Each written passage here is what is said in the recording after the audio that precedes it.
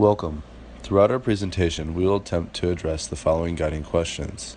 How can educators structure virtual learning spaces in order for easy navigation and access? What are the effective formats of virtual learning spaces?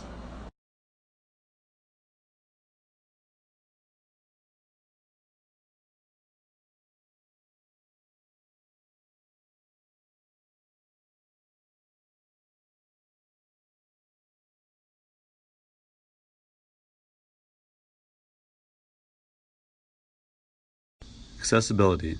Those using a virtual learning environment gain access to all the materials you would find in a typical classroom and much more, such as text, video, audio, and image files. Many instructors will also provide access to scholarly articles or videos that requires paid subscriptions. The teacher and learner can also access the VLE remotely from any location in the world. In some instances, a student might only have access to a failing school or a school that does not provide courses related to their interests or academic level. Using a VLE allows students the option to receive instruction for remediation or a specialized field or an advanced course. Many VLEs provide the student with access to other like-minded users, allowing for collaboration, debate, and for users to form new ideas or reaffirm existing beliefs. Engagement. Due to the flexibility provided by the virtual learning environments, oftentimes the assessment portions allow students to choose their own path within the line of inquiry based on their interests, so their study is meaningful and relevant to their learning. As students pursue their interests, they are encouraged to use the tools available to them through their computer, the internet, and other applications to display their learning as they see fit. Many VLEs allow their users to develop learning portfolios using mediums that best fit their learning styles or the information being presented. Students also engage in online discussions with other users by uploading text, audio, and video. They can react and respond to comments or posts made by others. Additionally, social media can be incorporated to help access ideas and opinions outside of the VLE community.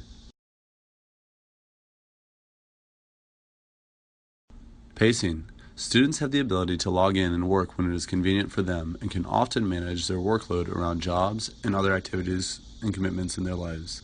Additionally, teachers also have the ability to help scaffold a student's ability to work independently by separating large projects into smaller deadlines and providing the student with immediate feedback. Customization. Through the use of virtual reality, a VLE can literally be anything or anywhere the users want it to be. By incorporating ever-evolving technology, a VLE can help simulate scenarios or environments that may not always be readily available or safe for students to access. With modern technology and collaboration, there are no limits on what students can imagine and create through the virtual learning environments. They are not limited by the confines of time, space, or physical materials.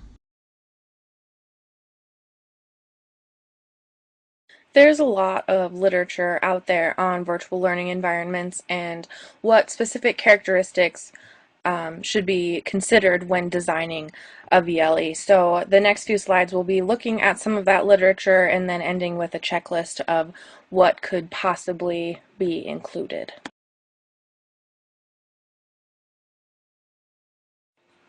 So in its very core, virtual learning environment is constructivist.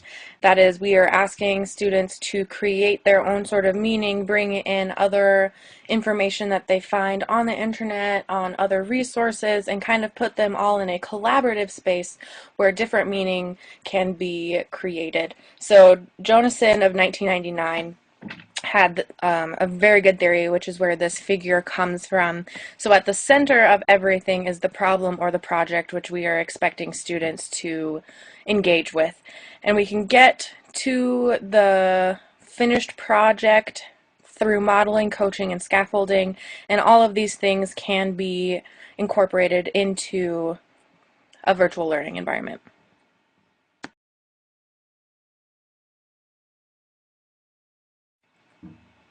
These two studies both looked at the relationships within the virtual learning environment.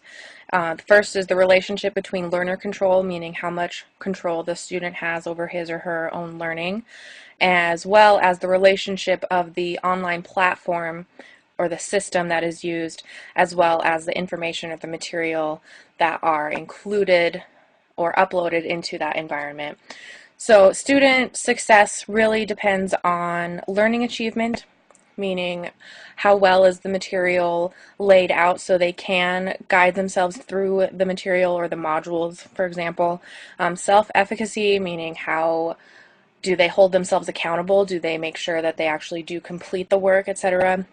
Satisfaction with the course as a whole, meaning is the information relevant, is it interesting, and the learning climate, is it actually a learning environment, or is it just something that is used because technology is now one of the things to use?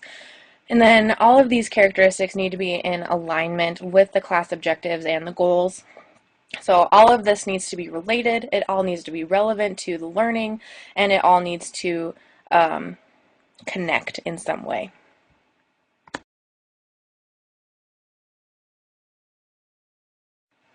This slide really just discusses how students are affected when they are using a virtual learning environment.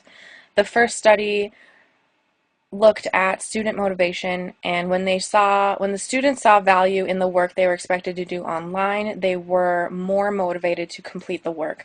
So that just proves that the information needs to be relevant.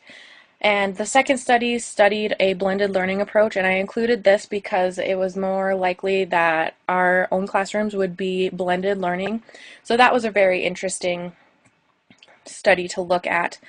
Those are all advantages and disadvantages of using a blended learning approach.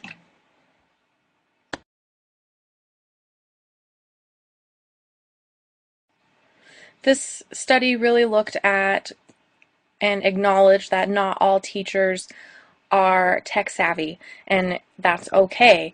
And it addressed the common misconceptions that teachers have to go all in when using technology. No, you can just use it for whatever you need to or what you feel comfortable with. The technology can be a complement to the class. It does not have to take over the entire instructional process. So it was just one of those things where it was discussing how teachers can use technology and how they do not have to use technology, even though they can see over and over again that many classrooms are flipping over to actually being like a flipped classroom, like we'll talk about later.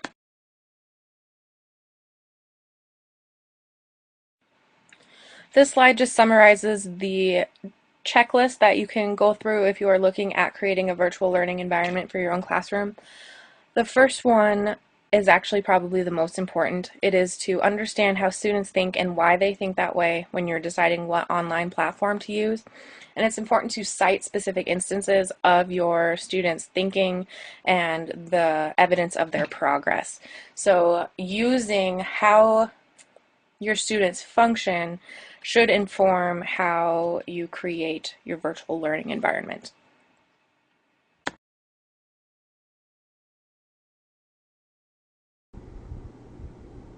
Now that we have addressed the benefits of a virtual learning environment and we've discussed the theoretical concepts behind VLE design choices, we're going to look at what makes for an effectively implemented VLE.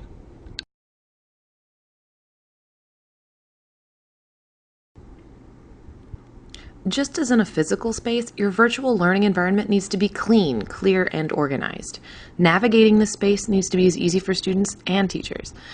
An effective VLE homepage will also feature quick profile information as well as important announcements and upcoming assignments and/or events.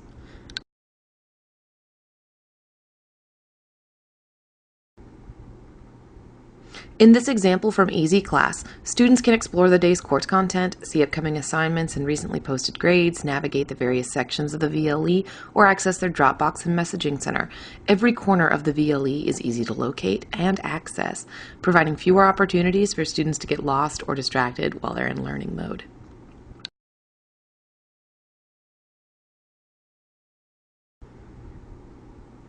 In this example from a Google Classroom, students post a Google Doc to a shared folder. Their classmates can provide commentary and feedback or ask questions by using the comment feature. Discussion can take place in real time or asynchronously, depending on the needs or the restrictions of the students. Whatever the format or platform, discussion and opportunities for collaboration are hallmarks of effective VLE implementation. As an added resource, please check out the 15 Rules of Netiquette for online discussion boards. It's a great resource to share with students embarking on this type of learning activity.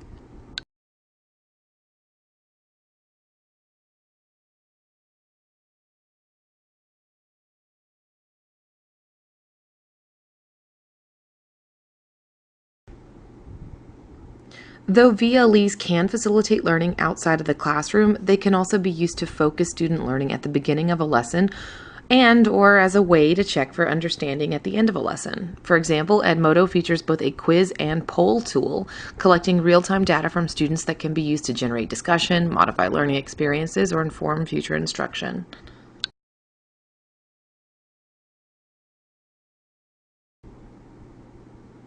Setting up your own VLE can be quick and easy. We will preview 6 popular platforms that range from open source and fully customizable platforms to static behavior management tools. Each platform slide features an introductory video to the tool, which you can see in the link below. I'll also link it in the comments, as well as a list of benefits and drawbacks of using the tool.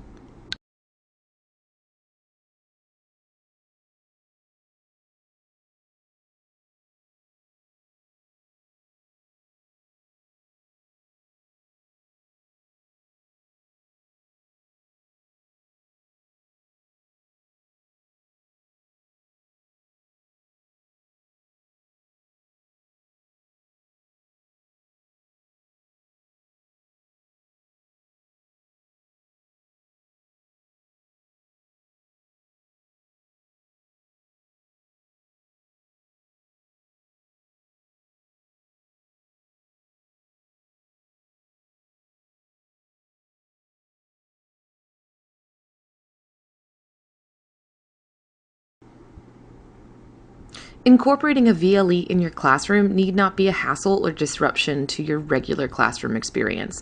Rather, a VLE can provide opportunities for the extension of learning both in and out of the classroom.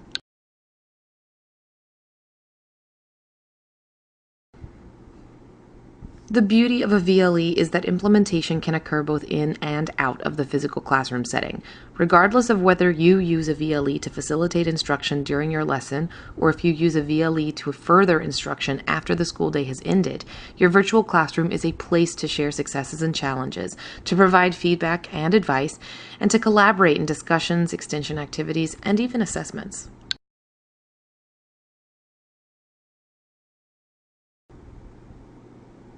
A VLE allows students the freedom to choose when and how they participate in learning experiences, but this freedom needs to be paired with clear teacher expectations for participation, pacing, and progress. To give students as much agency as possible, have your students help to establish what they think are fair goals for each week for student-teacher and student-student interaction, and then hold each other accountable for achieving them.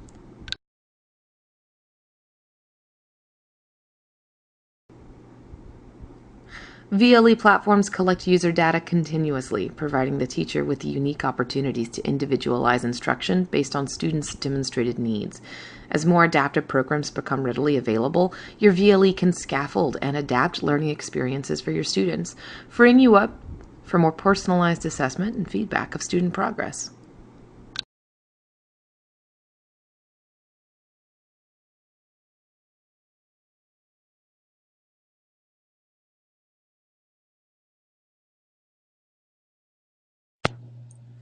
The flipped classroom is a good example of an effective virtual learning space. John Bergman is a flipped classroom advocate, and he states, "The flipped classroom is a way to provide personalized education for all kids."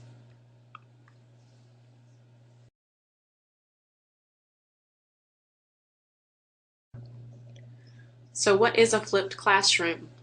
Flipped learning is a pedagogical approach in which direct instruction moves from the group learning space to the individual learning space, and the resulting group space is transformed into a dynamic, interactive learning environment where educator guides students as they apply concepts and engage creatively in the subject matter. In other words, lecture and homework elements are flipped and integrate virtual learning spaces.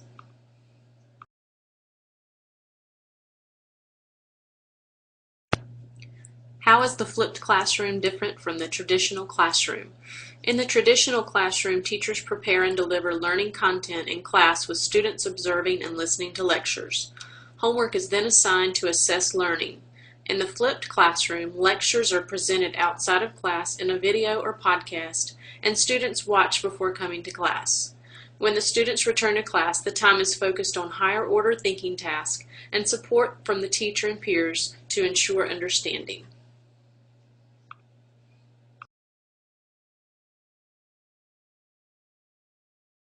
So how is the flipped classroom structured? Here is a visual example of how a flipped classroom can be structured.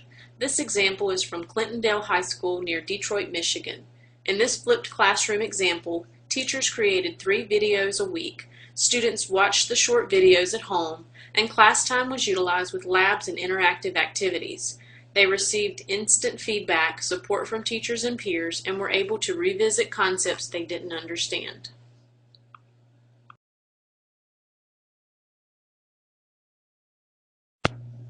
This short video provides a good illustration of what the flipped classroom looks like when integrated.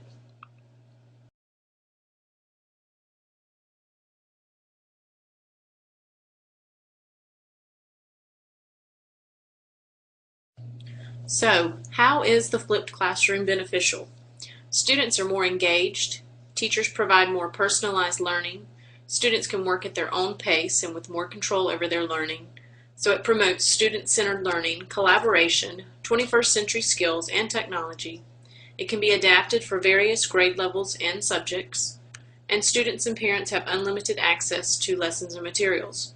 As John Bergman states, there is no single strategy that works in every classroom, for every teacher, and for each student. However, flipped learning is adaptable to your style, methods, and circumstances.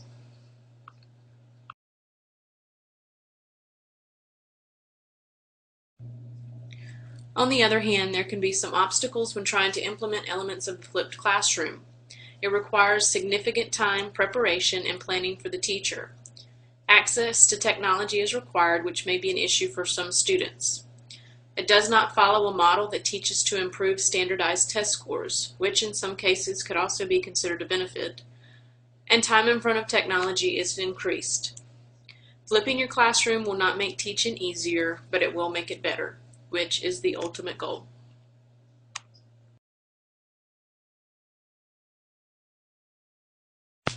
Here are 3 examples of flipped classrooms. In the backwards classroom, Stacy Roshan flipped her classroom largely to help reduce the anxiety she saw students experience in her AP Calculus class whenever she'd introduce complicated new concepts. The faux flipped classroom addresses the question of what to do about all the students who don't have a computer at home to watch videos on. The evolved flipped classroom follows Shelley Wright, who embraced the flipped classroom back in 2011 and wrote a post about her experiences with flipped learning. She then followed it up a year later with a new post about how her flipped classroom had evolved into something else. Click each link to learn more about each story.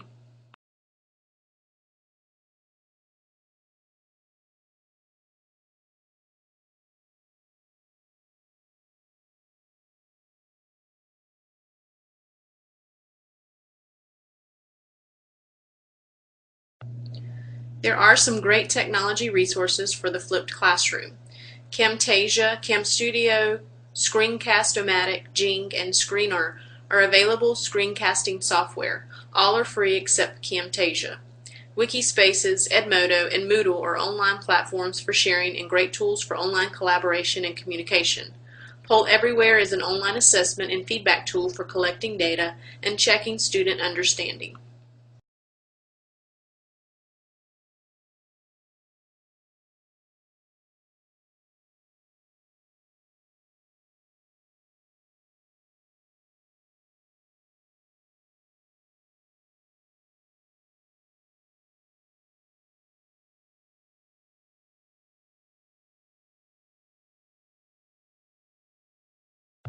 In addition, here are some video resources and articles that provide more information about the flipped classroom.